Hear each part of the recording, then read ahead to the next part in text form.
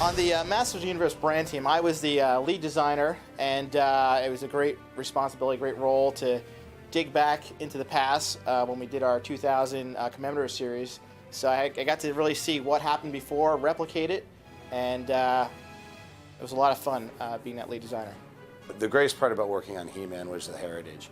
Is have a brand that first created in 1982 and trying to re-bring that toy line out to kids and make it relevant to a new generation of consumers, you can't beat. And then you also know that you have a great collector base out there that really brings it home for those collectors, making sure you satisfy both the kid and the collector in what they want. It can be really fulfilling. What I loved the most about working with He-Man and Masters of the Universe and that whole team was the team that we had at the time working on it. It was a team that was very dedicated to bringing the stories to life, bringing the characters to life, making the best possible toys. We never sort of separated those things out. We talked about all those things at the same time. And it was a great process and a great collaboration for how all that stuff came together and how the team worked. It was a really fun team experience. I am definitely thrilled that I not only get to work on toys, but outside of my job, I'm a huge toy collector as well. I probably own over 5,000 figures, including a huge Masters of the Universe collection. So it literally is a dream come true to actually get to work on Masters of the Universe and have a hands-on experience crafting a line that I love so much and I'm such a collector of. When I approach a design, especially for He-Man, and having been a fan of He-Man as a kid and had an effect on me, my first inclination is to design for a kid because I want them to have the same joys and fond memories that I had of the product when I was a kid. But at the same time, you want to make it cool and really true to some of the stuff that had been done in the past so that the collectors would also come along and be, just as enthused about it as the young kids were. We had all grown up with Masters of the Universe. We'd all grown up with He-Man and Skeletor and Castle Grayskull. And it's partially putting yourself in the eyes of the consumer. And sometimes it's very easy to say that you're not the target consumer. And sometimes you do fall into fanboy tendencies. And so I think, part of the time we were very sort of excited. Oh, this is Castle Grayskull. They're going to love this. It's He-Man's, headquarters. And it's always tempered by listening to kids in terms of what they want, while still having that filter, because sometimes the fanboy filter does become tough. It was definitely sort of an even split where we wanted to appeal to the collectors out there who we knew would be ecstatic about the new look that we had and the new show. But we knew that the success of the previous line back in '85 was built really on kids, so we couldn't leave kids out of it. So we had to build in a lot of cool action play features, vehicles that work with the figures, the play set, and make sure we were really targeting our target kid as well. So it was really a split between both. What makes a brand like He-Man great is those fans. You got people who grew up with the brand who are now collectors of the brand, and no matter where you are, they love to tell stories about how He-Man had impacted their lives or why they are collectors of him. One of the guys who I probably talked with almost daily was Val Staples, who ran the He-Man.org website. Val is pivotal to keeping the brand alive. He had such a passion, almost frightening at times, to the brand, and we always got great feedback from Val and from all the other fans on that website as far as where we should take things. The online community that's appeared in the last few years, both through He-Man.org and some of the other toy collecting websites, has been a huge assistance to Mattel and to the toy development process. Not only is that a great inside look into what fans are looking for, but when we're trying to research the history of the line, fans have done such an amazing job of creating these online museums. And we do look at the message boards. We do read the wish lists. I spend probably several hours every week going through the fan website boards, looking at what they're saying about the toy line, what they're saying about the property, because we're really interested in developing new toy lines aimed at the adult collector market. We did consider fans' requests. We would kind of check all the forums out on He-Man.org, listen to the fans at the Comic-Con when we would go down to Comic-Con, kind of like hear what they're saying, which characters they'd like to see next, that type of thing, and definitely wanted to consider their interests, their concerns as we went forward. We definitely had a dual sort of target in mind in terms of we knew that we were going to be going after both the kids 6 to 8 years old, mostly boys, but also the very strong collector base that was available and was there online. I knew it personally from having to purchase products, whether it was on eBay or Comic-Con, that we had a very strong Masters community. And when we unveiled the new Masters of the Universe figures at Comic-Con, we had just a tremendous result. We had limited cold cast porcelain figures, 12 inches tall, of He-Man that we sold, and we sold out of them within the first 3 days. And we knew that there was a very large appetite for Masters of the Universe that had never really gone away from the old show. But with the new show, they were going to be very excited about it. The fact that it was going to be on Cartoon Network, there was going to be a new line of figures and sort of a new lore, answering some of the questions that may not have been answered before, or coming up with new stories made them really excited. And so those two parts of the consumer base made it a lot of fun and a challenge. I think the most challenging part of working on the 2002 line was designing stuff that I felt a kid would want to play with, as well as a collector would be interested in. It was growing so rapidly, it had exploded in popularity. The TV show, the magazine, the comic books, it was a world that was expanding really rapidly. And so figuring out how all these characters interacted, what they did, how they knew each other, kind of keeping that straight, that became a bit of a challenge for a while because it happened so quickly. And so we really had to kind of, mind our P's and Q's about how that story got told so we didn't trip ourselves up later on when we were trying to add new characters to the world. We wanted to make sure that we had a good mix of great storytelling, great action, but we also wanted to learn a lot from the old episodes. So we actually did dial testing with kids to figure out what was going to be good about the old episodes. And a lot of the old episodes held up. Kids liked the fact about the good versus evil, the fact the stories were very easy to understand. Pretty much Skeletor is going to take over the Earth, and then at the end, He-Man saves the day, which was always kind of nice. And also Skeletor's bumbling minions added to the comedy. I think the biggest challenge was separation from the classic, in that kids today didn't know who He-Man was. And as you're trying to reinvent and recreate who a character or a brand is all about, you need to learn to change from A to B. And really what we try to do is develop something where we knew the characters would be cool, but had some of the heritage tied in, but may not necessarily had all the heritage from the original. We were a little bit tied to what was done in the past and really trying to celebrate that. But the freedom to kind of just go crazy was, and work with the Four Horsemen and Mike Young, it was definitely made for like a dream team of people to work with and a cool property to kind of help bring back. It was great. The fact that you were working on a brand with such a weighty history. It had been one of the largest male action brands in the industry at the time. And so the fact that you were sort of a caretaker of this brand in terms of bringing it back, there's definitely the tendency to make sure you don't screw up. But at the same time, it's just very exciting because you're dealing with sort of these strong characters and working with play that's very classic play. So with some characters, they can be a very sort of darker, reluctant hero. And whereas He-Man was a very unabashedly, he's just a hero. He's just a great guy. Skeletor, he's just really just evil. I mean, he's just pure incarnate evil, which made it kind of a lot of fun. You didn't have to worry as much about what was the backstory, what was going to be going on between them, what was Skeletor's motivation. It was pretty much to rule the world every episode, so that was kind of nice. And made for a lot of fun in terms of just the action. The toys, obviously, we made sure had that great detail, and it was just a joy to work on. What really made Masters work more than anything was that it was rooted in a great story with great characters. It was all about good versus evil. It was very iconic in terms of helping boys sort of play out that good versus evil storyline. You really couldn't have had a more profound and iconic hero than He-Man, and you couldn't have had a better bad guy than Skeletor. And so how that came together, how we told those stories, and then how we allowed kids to play that out, I think that really, it resonated, and clearly it's resonated, through generations now. And so it really spoke to something very basic. It's a toy line I owned as a little kid and played with and collected as an adult in the 2002 line. So it's a line I'm emotionally invested in for several reasons. It influenced me a huge deal as far as my imagination as a kid playing with these toys. I still have so many memories of collecting the toys. I remember getting Castle Grayskull for the holidays when I was 5 or 6 years old and carrying that around with me everywhere. And there was just something so primordial about collecting and playing with He-Man that it's really influenced me my entire life. The thing I liked most about working on He-Man was actually working on a product line that I loved so much as a kid, and possibly designing stuff that a kid in that generation, in that year of 2002, might look back upon it when they're older and say, wow, that was a really cool toy line?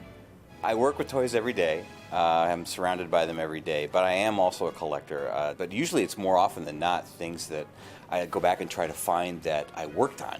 And Masters of the Universe is clearly one of those things because I had a chance to work on that back in the 80s. I'm finding myself trying to recollect some of those old figures, some of the things that I actually had a chance to be part of back then. I was a big collector of the 2002 line. I wasn't with Mattel at the time. I was working in advertising, but I have very distinct memories of getting up at 8 o'clock in the morning on my way to work to make sure I could hit several retailers looking for the variants and the latest figures. And I was one of those guys standing in line waiting to get the Comic-Con exclusives like Keldor and She-Ra that we did. And now it feels like I've come full circle, going from waiting in line to buy the figures to actually helping to design new Masters Comic-Con figures.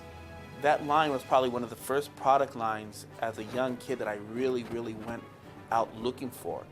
So this was my opportunity to possibly do that same thing to a new generation of kids and possibly even a later generation of collectors that would hopefully really feel an emotional attachment to some of the stuff that we were designing here at Mattel and really drive them down some of the same paths that I went down, because product like He-Man, as well as other things in my young life, actually really influenced me artistically. So it's kind of cool to know and hope that hopefully your work on a toy line can have that same effect on other people.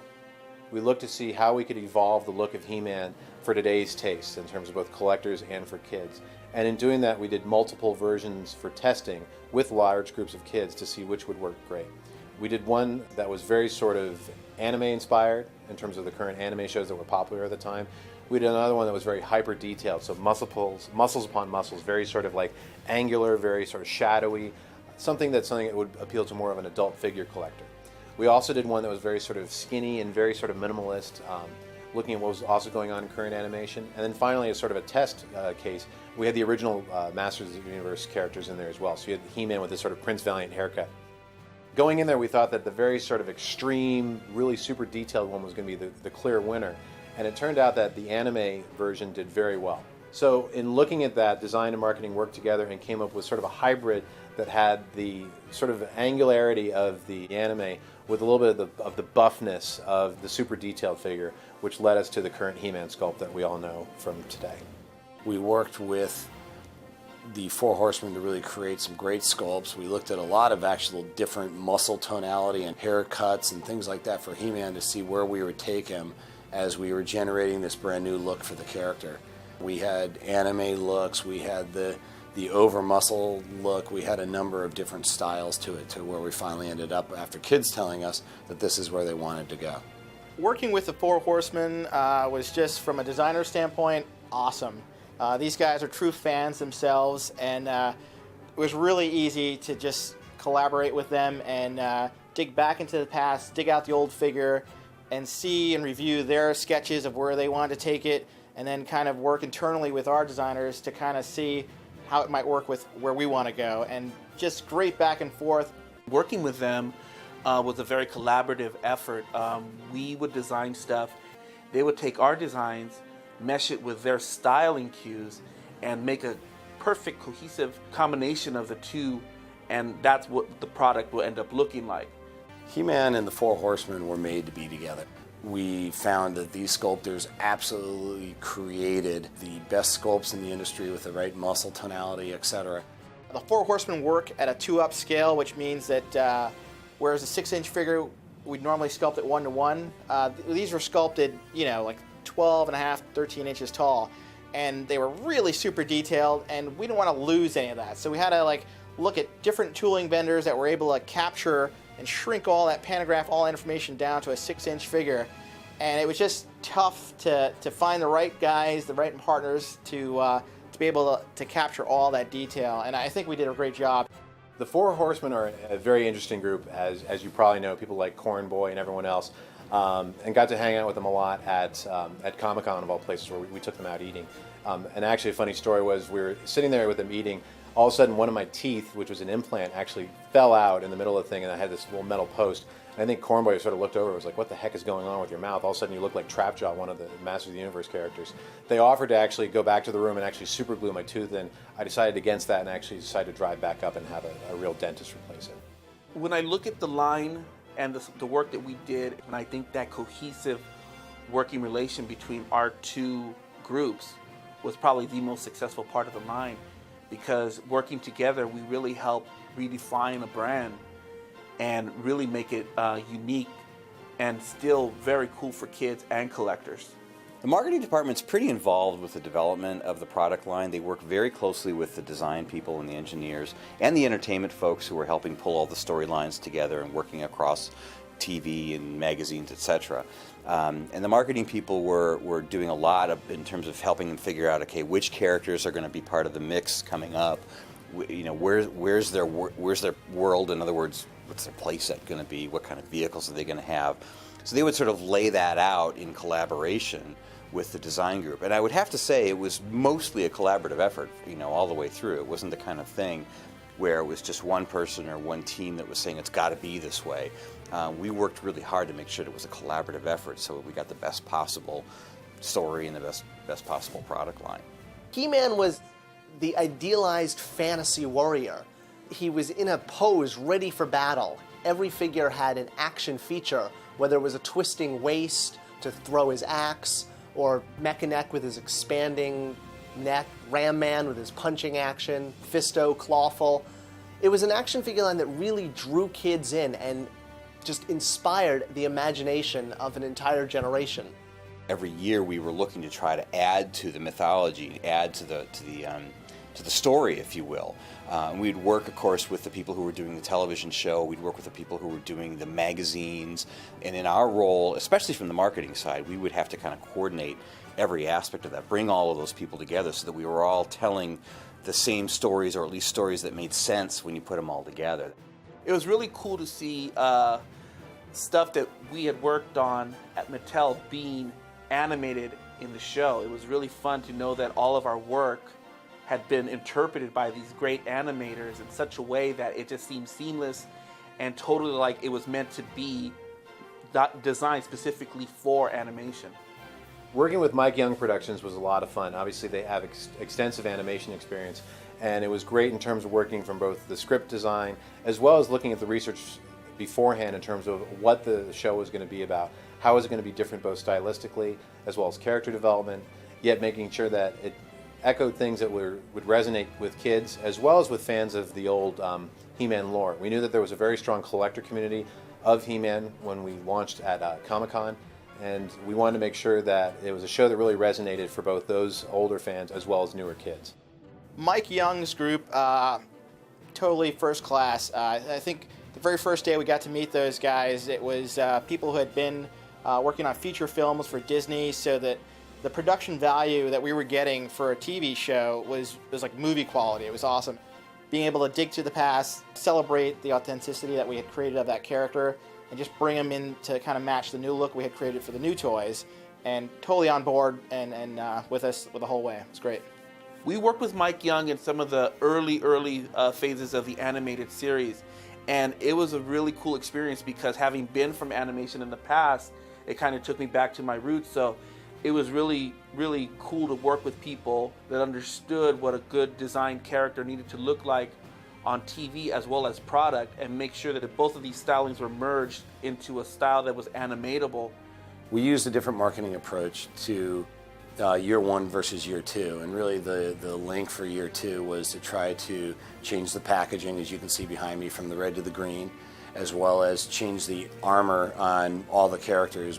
And we came up with the snake armor as a way to add more accessories and more armor to He-Man himself, while bringing in some of the best villains of all time into the animated series to really try to halo the whole brand. The Snake Men really were born out of some work that was being done around this particular set of characters, and it started from just the basic idea that here was going to be a new set of evil characters that were going to pose a new challenge to He-Man and to Eternia, but it wasn't really well thought out yet in terms of how they fit in how they related to the rest of the world or the rest of the story. Did they know Hordak? How did they know Hordak? Where did they come from? Where did they start from? And so I was part of the process early on back then where we helped create that storyline, if you will. We started with the general idea behind the characters, the general idea behind actually what the toys were going to be. And then from there built how they fit into the world, which is really kind of a fun way to bring it all together. We created that storyline, and then we started to take it out to the teams, and everybody got really excited and energized about who these characters were, where they were going to fit in, where else we could incorporate them into the storytelling. So it started in a very organic, very straightforward kind of a way, and then of course they took on a life of their own. The one thing I really would have liked to have worked on that I wasn't here at Mattel for at the time was Merman, because Merman was my favorite character as a kid, and I would have really liked to have taken a whack at designing him from scratch. Other than that, I think everything else just was top-notch all the way around, and I really enjoyed my time working on the line. We did 4 exclusives during the line, really driven towards the fans. We knew that we had a large following of collectors involved in the line. So something like Faker, we knew that the fans would go nuts getting an old character that wasn't in the new TV show, but it was an homage to the old classic series, and that's why we came up with the Faker character. Mossman was simply taking one of the characters we had and doing something that everybody loves, which is flocking him. And once you can add flocking to a character, the kids, the fans loved it at the show. And then finally, Keldor, probably the most successful of all the exclusives we did, was a Comic-Con exclusive that paid tribute to the original origin story to Keldor and how he had his face burned off, and so we had multiple heads that were available. The Keldor figure was inspired by the opening events in the original Origin series of the 2002, where they showed the actual origin of both He-Man, but also of how Keldor became Skeletor. I think that still goes down as the top exclusive figure that we ever did. Mattel had the perfect blend. It had the fast-paced production cycle where basically you're going from, pencil to paper concept to on shelf in less than a year. It had the unique proposition of you're selling not to the person who's going to play with the toy, but to their parents. So there was the whole gatekeeper and sort of that whole nag aspect that I found really a big challenge. And third, the fact that it was toys, something that obviously brings joy to kids whenever they get a toy. I knew I wanted to be doing something like that I could be passionate with. I think the one thing we probably would have liked to have done is just to continue to expand that world. We started to do it with other segments of the line. We had Legends of Grayskull. We had some other things that we were starting to build on as the product line was developing. And we always felt like it was a little bit of unfinished business in terms of continuing to tell those stories. And so part of what was so exciting about, of course, the company coming back with the 2002 line was an opportunity to start to retell those stories, recast those stories, update those characters, bring them back to life again.